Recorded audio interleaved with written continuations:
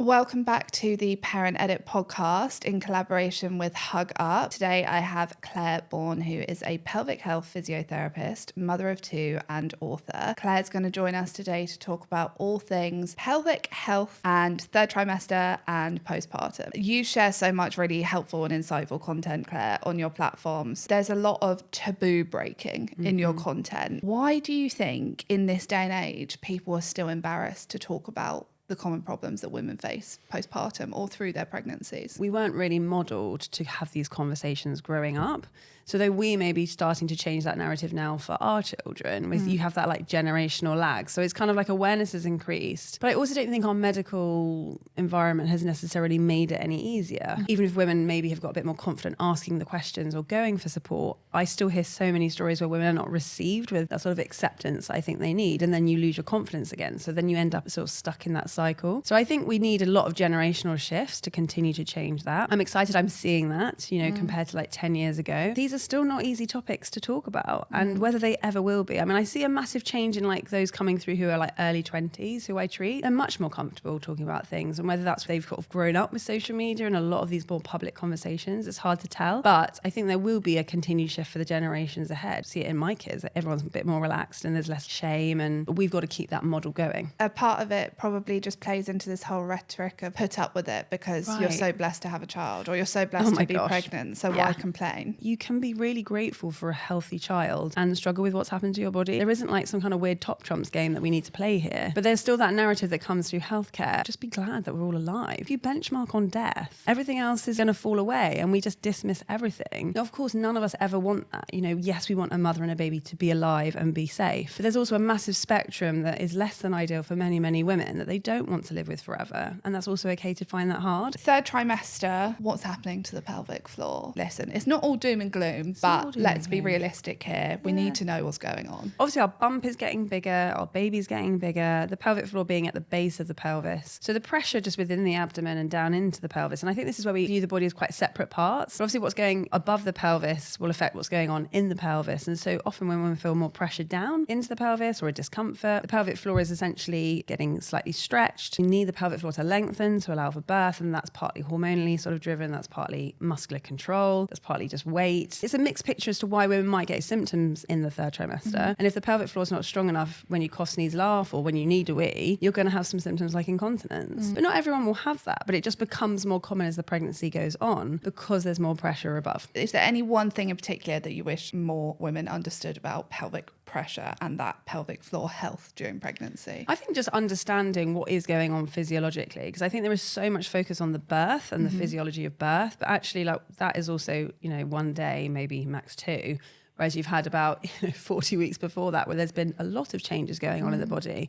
And I just wish that we educated women more about that bit within the empowerment of going into birth and postpartum, rather than almost this concept of everything starts at birth. So I think understanding that there is a lot of pressure and really that's the why of why we get people to try and think about the pelvic floor during pregnancy. Because I think women are like, yeah, but I'm fine. I've got no symptoms now. So why would I do anything? And my response to that is always like, well, I don't brush my teeth when the dentist tells me I need a filling. I brush the teeth to prevent the filling. Is there any common pelvic floor issues that you see in late pregnancy, or is it mainly incontinence, or is there other things that can go on there? Pelvic organ prolapse can be one of them, or might be something that someone already knows they've got, but they become a bit more symptomatic as the baby gets bigger. Pelvic pain can be quite a common one as well. Some people have more things like constipation and hemorrhoids or fissures, which we also want to try and address in the pregnancy because they can also get aggravated by birth and postpartum. So there is a lot that can be going on. And again, it's all a bit like, oh, well, it's just pregnancy. We just put up with it. But actually, no, there is a lot more that we can do. It's just that that's the narrative we often live under. There is sometimes an acceptance point of there is only so much we can do to help when we've got a baby that's growing inside, but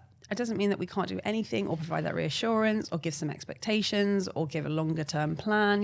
That's what I really think mentally helps, because I think when you're living it, you think, well, is this me forever now? As someone who struggles with pelvic issues, like it does feel quite claustrophobic. Will I ever feel normal again? Absolutely. And you've like aged what you feel like is about 40, 50 years. Yeah. And obviously there'll be lots of different motivators for different people, but there's nothing wrong with wanting to feel good in your body. I mean, when did that become a privilege? It's just so weird to me. And I think when you have young children, children, they require so much physically from you to look after them. When you just have this small little baby, you don't think, oh, this is putting loads of strain on my lower back or my pelvis. And then suddenly you've got this toddler flailing around in your arms in the supermarket having a tantrum. God, my hips. Yeah. I have no strength. I can't lift them. God, the strain that you feel, it comes on you quick. Absolutely. I totally agree. And I think that's what's so important, that we need to empower mothers to be strong for motherhood. I don't think I've ever needed to be as strong as I am now. I think pelvic health can be such a limiter to exercise, which then can be such a limiter to getting stronger. It is so foundational to women's health during this time, and yet we still don't really give it enough airtime. Is there any benefit from abdominal and pelvic support in the third trimester that can do anything for prevention postpartum? I wouldn't say we know that for sure. I think what I always say when it comes to supportive garments is that women have to choose what feels right for them. As physiotherapists, obviously we are treating symptoms, so maybe pelvic girdle pain, and we may recommend supportive garments as part of that. Now, we need to be really clear with women, it needs to be a collaborative approach. Like most healthcare doesn't come down to one solution being, everything, but they can be really helpful, and a bit like, it'd be lovely if women could rest more, but if you've got a 2-year-old who needs to get to nursery and also isn't at nursery full time and you've got to look after them, you need support. I personally did use some support garments in my third trimester when I had a 2-year-old, when I'd have to still be at the park 3 days a week. There wasn't the option not to, whereas in my first pregnancy I didn't have that demand, and I was on maternity leave and I could just sit and watch Friends or whatever I was doing. So I think we need to be flexible in how we use things. I think women need to know that there's options. I think they then need to be able to work out what's best for them and their lifestyle. Some people find a rigid support more helpful. Some people you feel are more like kind of garment support is more helpful. Some people find supportive leggings really helpful. So I think we can adapt to the individual and what feels right for them. Is there any long-term problems that women can experience postpartum as a result of too much pelvic pressure? And I say too much, like probably having a baby in their period is too much, but we all do it. But long-term, what kind of problems do you see arising? I think for me it's not about it being too much or too little or whatever. It is kind of what it is, that's the reality of growing children in our abdomen. But I think the thing is that we don't then understand the consequences of maybe that, and obviously we then add birth on top, however we birth our children, and then we don't give women the support to kind of understand the context of what they then need to do. So whether that be dealing with perineal tears, which obviously involve, for the majority, a tear to the pelvic floor muscles. Now, I think if we educated women, look, if you tore your hamstring, how would you approach it? Most of us would be like, right, well, you would want to do your rehab and before you get back to exercise. So then you logically, when you think about the pelvic floor, it's wild that we therefore don't support the rehab. We might be like, just do a few squeezes here and there when you're breastfeeding, and then just go back to running at 6 weeks or whenever you feel ready. Do you see what I'm saying? So we're not crazy. They it's just crazy. Stitch you up and send you out. Women don't even understand that what they are stitching a lot of the time is their muscles. This for me is the main issue, is that pregnancy is pregnancy and there isn't a lot of out of our control that we can change. Birth is birth. Then we need to sit in the context of both those things and say, this is what's gone on. This is what we now need to do to support you to feel like you again. Whether that be a bit of the tummy muscles, pelvis, pelvic floor, the whole lot. It might be upper back, it might be lower back. There can be so many bits going on. And for me, it's really sad that the majority of women in this country just don't have that opportunity. And then we expect them to have more children and more children. And then we wonder why that escalation then leads to more and more symptoms potentially. So yes, there are long-term impacts from being pregnant and postpartum. Some of that I think we could be more preventative about with better education in pregnancy. Some of that I think we could be more preventative with better support postpartum. And sadly, I'm just not sure how we will get there fully for every single individual, as much as I would love that. Sure. You're doing so much good work by putting this stuff out into the universe on socials, and it is so helpful for people. But often, 1 30-second video that they see is going to potentially be really hard to then apply to their life and, find the right person or to afford it. Unaffordable, a tricky topic. And I think all we can do is just put out as much education as possible so people at least might not think that it's abnormal and they might understand a bit more what's going on. Other than being quite uncomfortable, how else does pelvic pressure affect women during their pregnancy?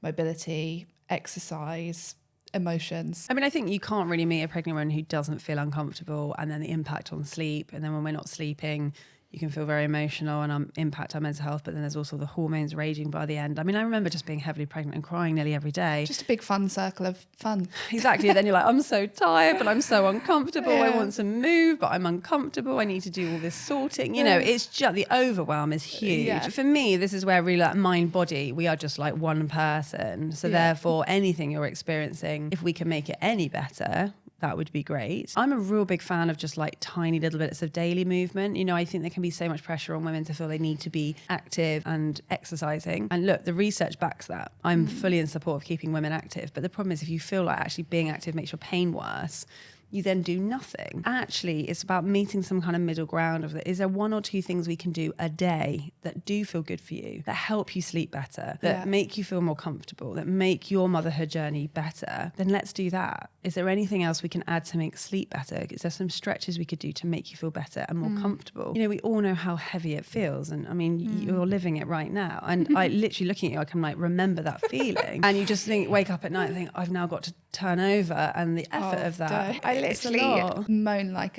a whale. Yeah, I know. Some husbands think you're going into labour because it's just like, oh. I think my husband literally looks across at me like, what are you doing? You just don't. You have no idea. No idea. I have definitely got to that stage as well, you know, where if something drops on the floor, it's dead to you. Leave it there.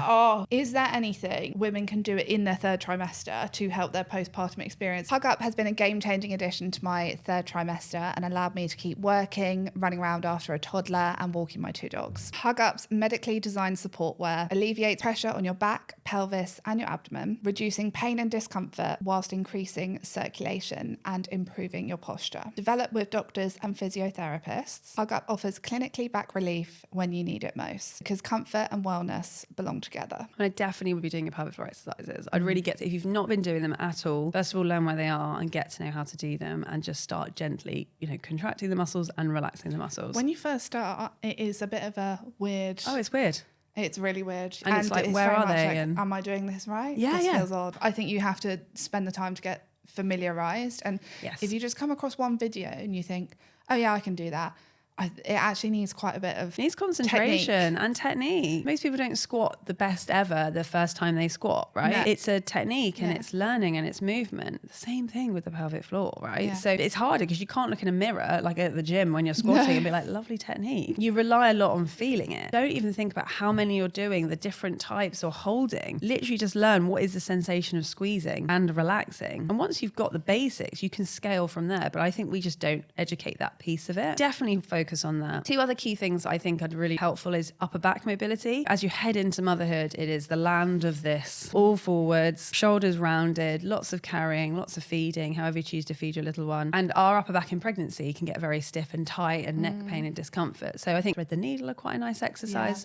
Arm openings where you lie on your side and you open your chest, stretching out the chest where the breasts get very heavy and pull us a lot forwards as well. And stretching out your glute muscles, your bottom muscles, because again, some of those postural changes that occur in pregnancy, it's very unusual to have that much weight in an abdomen, and it really sort of pulls us forwards, and then there's other parts of our body so that we don't literally fall forwards, they counteract. Often when we're like, oh, my bottom muscles feel really tight, or it's giving me some discomfort, so some gentle stretches like that can be really, really nice. Then there's this huge postural shift that occurs postpartum, which your brain has then also got to get used to, because what's interesting about pregnancy is that the change is gradual, right? Your baby gradually changes and grows over the weeks, so your center of gravity gradually changes. Postpartum, they're out of you, and then you just suddenly feel like a rag doll, like your stuffing's been removed. I remember those first couple of nights trying to eat dinner. I was like, I can't even sit up. Like, there's nothing in me to hold me up. You just feel like jelly. Absolutely. It's so bizarre. And it's such a weird feeling. But that's a sudden change, and your brain is like, whoa, this is really different. Because in a way, pregnant, you feel kind of quite supported. Absolutely. And like, I've got to the stage where I'm just really rigid and I'm just kind of stuck in my motion. And I know it's knackering the rest of my body. And I remember this, I was saying to someone in clinic yesterday, when you like roll over to your side the first couple of nights postpartum, that kind of feeling of drag that there's nothing in there anymore. Like so it's all your organs. Yeah, it's just like, it's such a funny feeling. And look, it doesn't last forever. It's a very short-lived thing. But it's these massive changes that your brain and your body have to get used to again whilst you then build up. And so sometimes you're stood up and you're thinking, I don't know if I'm leaning forwards, leaning back. Like, what am I doing? I do not believe in perfect posture. It is not a thing. We do not, I mean, look at me now. I'm not in perfect posture. We need gradual different changes of posture. The thing with motherhood is it's often a lot of sustained, awkward postures, which often lead. And we can't change that. When the latch is so precious, you're going to hold that position for all it's worth. But then we need to support women to just maybe 1 or 2 things for the rest of the day to move their bodies in a lovely way. They can be more comfortable. Just really making it practical rather than being like, you now need to do a half an hour workout and every woman's like, I literally just want to sleep. Rather than that, maybe being like, we'll build up to that, but why don't you do 1 or 2 movements, feel good in your body, reconnect with your body, and then go from there. So I think we can sort of prep through that first trimester for the 4th trimester. When should a pregnant woman see a pelvic health physio? Is it too late in the 3rd trimester? Never too late. Or is it a really good time to start, even if they don't have any problems? Issues. Yeah. Look, in my ideal world, I would absolutely love it if we could see every woman as they enter that 2nd trimester, sort of any time post 12 weeks when we know that everything is okay and they've had their scan and all that sort of stuff. How I work in my clinic now, full disclosure, I'm private, so women choose to come and see me. It's not a referral based thing, though some people do get referred. I would see them sort of 14-ish weeks, and then if all's going well, then maybe around 33 weeks to help with that birth prep and postpartum sort of stuff. So it might just be twice. If there are any problems that we identify in that initial assessment, and this might be women who've got a long history of pain with intercourse or problems with their pelvic floor or already have urinary incontinence, then we might do a bit more support in the pregnancy. But yeah, you don't need to have issues to come and see a pelvic health physio. You can just come with the mindset of, I want to really work at this. I want to be preventative. I want to look after my body. I want to feel empowered in my body. That's also great. Now, sadly, that's not available for free on the NHS. However, saying that, if you do have symptoms, there is support available through pregnancy on the NHS. So I guess I have an ideal because that's what I see clinically and I find it works really, really well. But I have to admit that can't be available to everybody because that comes at a cost. Even if a woman has had a cesarean section, how important is it for her to come for a mummy MOT or a postpartum checkup for pelvic floor things? Because I think there's a misconception there. And I think this comes back to the pregnancy. Like, we've all been pregnant. However we birth our children, we've all been pregnant. And pregnancy alone puts an awful lot of pressure through the abdomen, through the pelvic floor and through the pelvis. So really everyone, I believe, and we would all agree, should have some support with their pelvic floor health. But with the concept of a mummy MOT or postnatal check, we are not just focused on the pelvic floor anyway. So if you've had a cesarean, we'll be doing scar support, abdominal rehab with you. There's lots of other bits that we would also discuss. So yes, your pelvic floor is still an important part of that conversation. And you're right, it's a huge myth that if I've had a C-section, I don't need to think about it. But it's like saying that no woman should have to think about it unless they've had a vaginal birth. But that's also not true, because men have a pelvic floor and men have pelvic floor symptoms. So they also need to think about it. And children also can have pelvic floor symptoms. So again, it's just that kind of myth and this concept of it's only for women and it's only for those who have a vaginal birth. But really, pelvic health and pelvic floor muscles, we all have them. It's for everybody. Vaginal and C-section, when's it safe to start thinking about kind of pelvic health and pelvic floor recovery? Really early on postpartum, actually. Depending if you've had a catheter or not, some women will. Once you've done a first wee and we know that your bladder is happy postpartum, you can start doing some pelvic floor exercises. It may not be as many as you did in pregnancy. You may not have done any in pregnancy, but it always comes back to that connection, really getting that connection back. And if you've had a vaginal birth particularly and you've had some stitches, it will feel different for a while, but you'll then slowly realize, I can do a bit more. So I always say, like, once feeding is established, it is a nice time to start doing a little bit when you feed your little one, and then over time you'll start doing a bit more regularity, maybe think about doing it in standing and sort of build and grow from there. In terms of kind of return to exercise, if you don't have any kind of specific or diagnosed issues and you're feeling good and you're not suffering with, really severe incontinence, or you've had loads of stitches, let's say they were a runner before, when are you saying that it's actually safe? Because I feel like I've often seen people and I'm like, God, you're so close to giving birth. Should you be doing that? What we really know from research is it needs to be individualized where possible. So I always have this kind of like, I want to give general advice, but really I have seen some women who, like athletes, they can be very, very different. I mean, some people run up to 40 weeks. And so then, I know. I mean, you right now think thinking about it. It is amazing. But we're all different coming into pregnancy anyways. Yeah. So I think what I would say is, the way I view it is the first 6 weeks, your body is healing. You will start some of that recovery and rehab. Then you move into that kind of, again, if you thought about a muscle tear, you'd think about a good 6 solid weeks of rehabilitation. And then you'd start reintroducing the things that you love. There were some guidelines around postnatal running that suggested probably for the majority of women, it would be more like 12 weeks where it would be appropriate, with that sort of mindset of 6, and then moving on. Some of us don't really feel like we've finished healing until about 8 weeks postpartum. And then you may not feel like you've done anything and it's like suddenly 6 months. I think what's important that women know is that if you're having symptoms with whatever exercise that is, that's your body communicating, this is a little bit much right now. You might need to scale back. Doesn't mean we remove it completely, but we might need to adapt it to then help you kind of move on with it. Have you had women who have maybe had a not so great experience and then come back to you and said, I'm definitely having a second child, like what can we do? Absolutely. I mean, I have one very clear in my mind who was on crutches by the end of her first pregnancy, came to me after it and was like, I can't do that again. And I said, right, well, we're going to start now, postpartum, to prep for another pregnancy. And she had a second pregnancy with not a single bit of pelvic pain. So again, like, it's totally possible. And that's not me, like, how amazing am I? Like, she did the work. What we were able to identify is why had she experienced it, and start exercise, looking at some of the things that we needed to address, some of the concerns, some of the fears, movement patterns. You know, there is so much that we can do.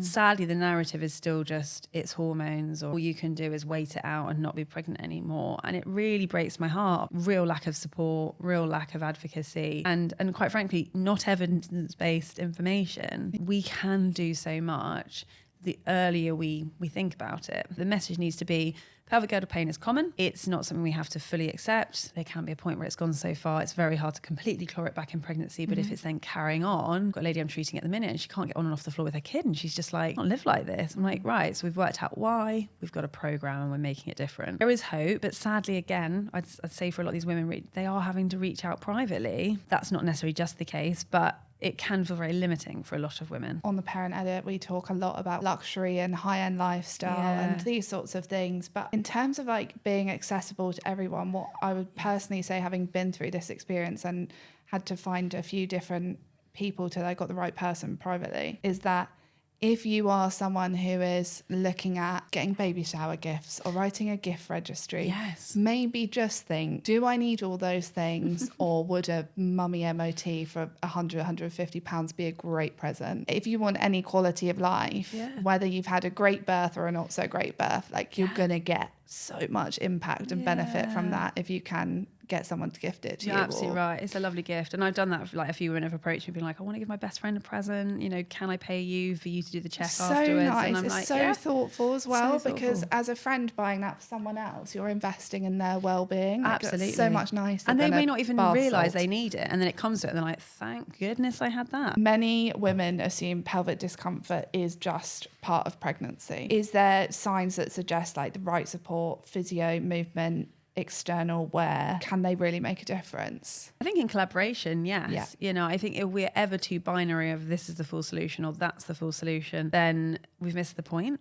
We're multifactorial. And therefore, I think a collaborative approach. What we have to do as clinicians is understand the pain and the symptoms, look at why we think that's occurring, look at the individual's life, and then work out in the context of all of that, what is the best treatment plan? That might be exercise, but exercise isn't going to create solutions straight away. For the majority of women, it might start to ease things gently. That's where supportive wear might be helpful as a short-term, a longer-term solution. We may need crutches. You know, that may actually be an appropriate management strategy. There's lots of ways that we would integrate care. Is there one thing that you wish women understood about their pelvic floor? I wish they knew that it was a skeletal muscle, like it's like a bicep and tricep. Like because of where it is, people just have no concept.